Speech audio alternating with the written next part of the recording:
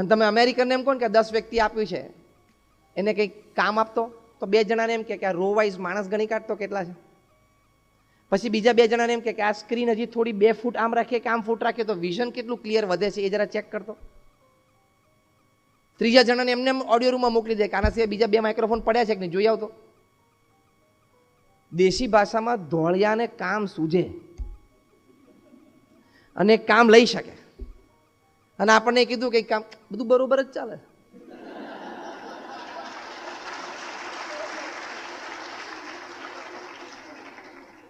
માણસને ઓળખવા, માણસો જોડે સંબંધો રાખવા, કઈ વ્યક્તિને કયા કામમાં જોડવી, કઈ વ્યક્તિ પાસેથી કયું કામ લેવું, એમાં પ્રમુખ સ્વામી મહારાજ બહુ માહેર હતા.